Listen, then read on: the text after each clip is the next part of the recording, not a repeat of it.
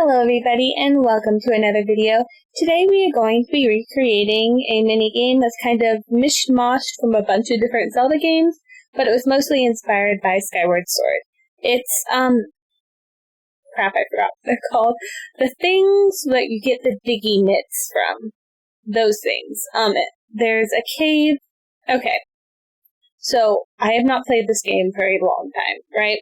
But in my memory, there's this cave where you go talk to one of the dudes, and he's like, hey, go and dig around for treasure. Be careful not to hit any bombs, right? And there's this really weird long thingy, and I don't know if I'm remembering that right.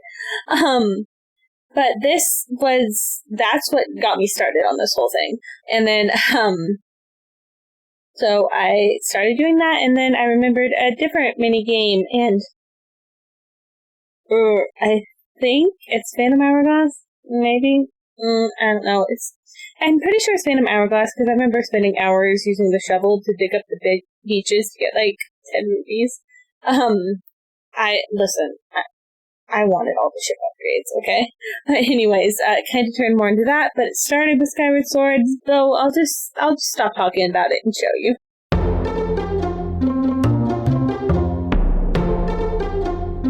Alright, so let me show you how this looks first, and then I'll dive into how it works.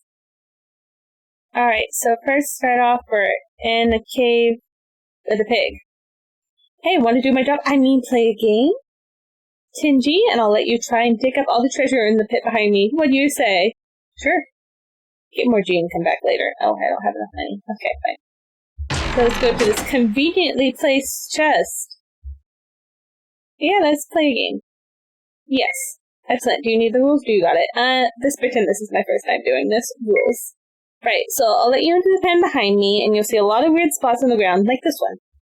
The pig turns up and digs out a spot, but be careful, someone buried a bunch of traps too, and if you hit one, it'll be the end of the game for you. Right, that about covers it. You ready? One more time.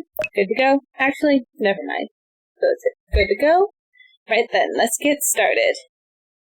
Alright, so we have a bunch of holes here, and here, this is more like Minesweeper adjacent than anything, so let's just choose one randomly. Stick here? Yep.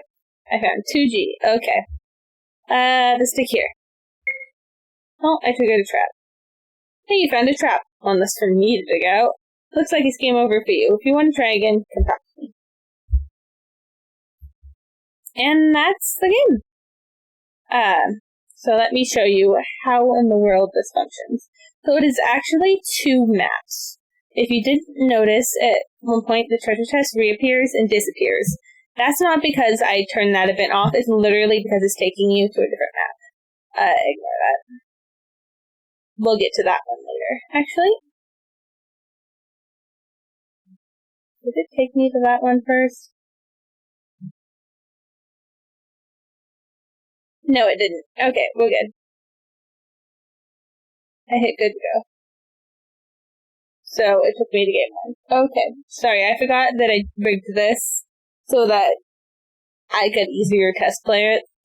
Yeah, ignore that for now. So this is just a normal event. This is just a blank event. So when the pig's like, oh, let me show you what this thing is, and turns up and does it, that's why it does it. I am aware it's a different images. It was being glitchy, not wanting to let me use the tile set on this one for that. So I just chose something that was vaguely circly, and went with it. But first, it resets all the variables. Even if you've never played this before, unless you want to do a control self-switch A and have this only happen the second time, which it doesn't hurt having it do it the first time, so I don't know why you would do that, but this sets everything to 0 and turns off the relevant events. Then, hey, do you want to do that talking? So your choices, yes.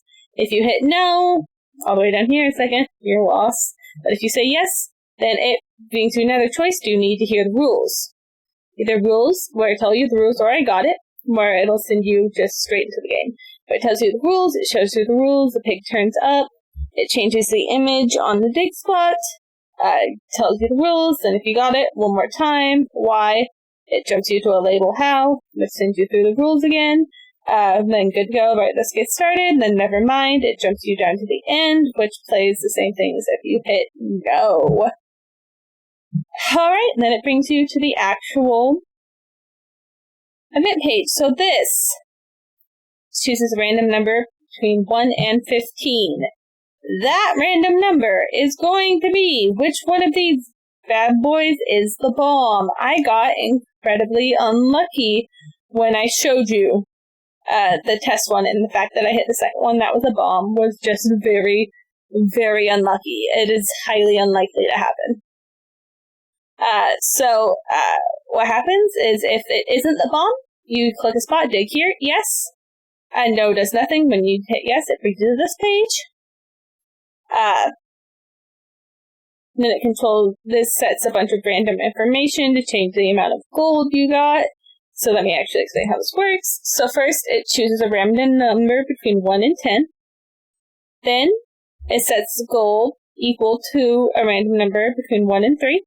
Then it it multiplies gold by the random number, and that's the amount of gold you get. And then it just shows you the 31, the gold variable right here. Then it turns B on and A off. B is here, which is just an empty digging one. Here is if the random number set at the beginning equals 1. Notice there's random.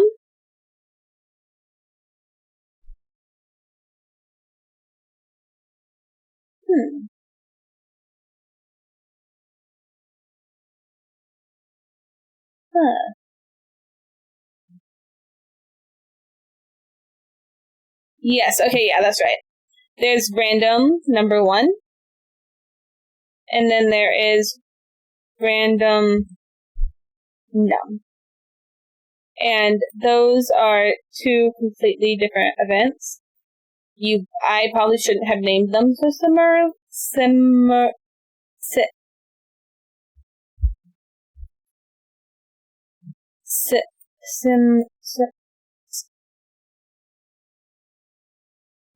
so closely, but I did, so we're just going to choose to ignore that. Anyways, if the number 2 and 1 equals 1, then this, and if you hit this guy, this one is always first. Okay, the big important deal here, this is always first, right?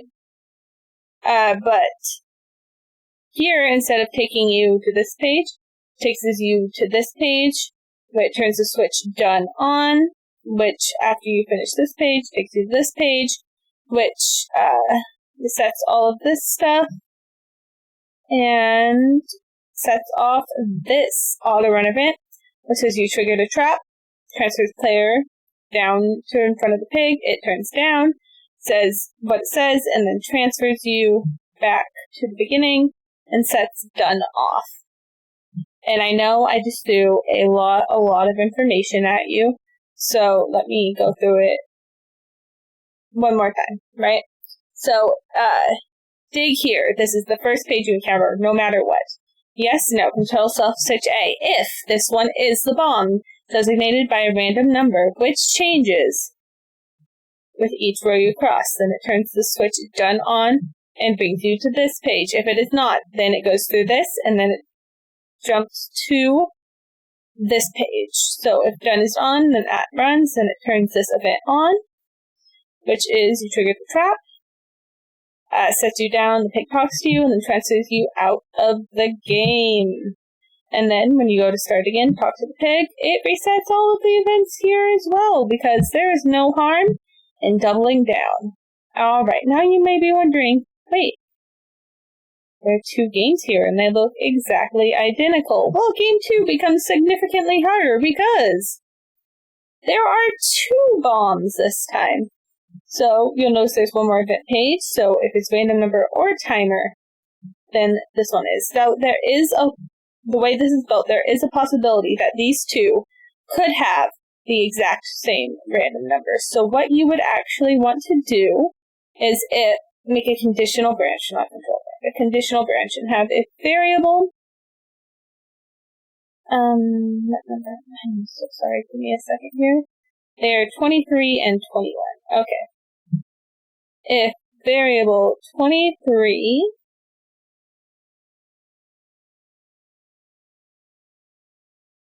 equals variable 21. Then, I need to loop this.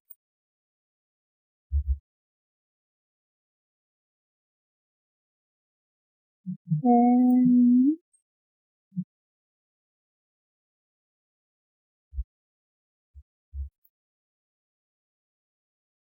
let's actually do an actual loop here.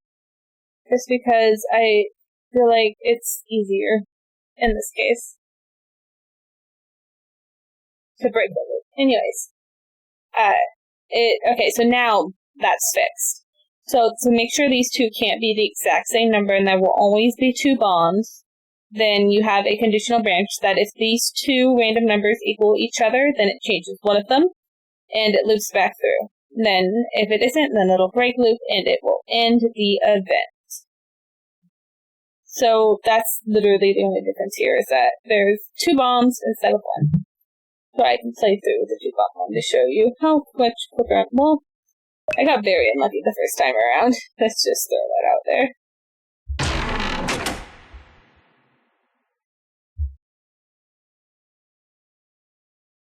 Yes, I got it.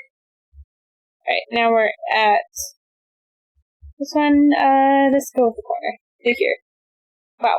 Okay. Triggered it on the first one. Fine. Let's try the easier one.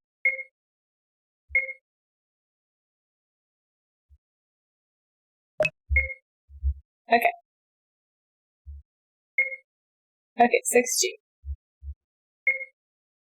I swear it's not always the second one. I don't know what. What are the odds that I've gotten it on the second one every time? Okay, see? Sometimes you get it on the first one, but anyways, the RNG is not, because I have a 1 in, I believe, 15 chance. I have a 1 in 15 chance of choosing the bomb, and somehow I am choosing the bomb every single time, but you get how it works. It's completely random. It is completely random. There is absolutely no trick to this. You just do it and hope for the best. So anyways, I hope you all enjoyed watching that. Hope it was informational. I am so sorry. I cannot talk tonight. But anyways, thank you all so much for watching, and I hope to see you in the next video. And if you have any comments, questions, concerns, ideas, please leave them down in the comments below. Bye!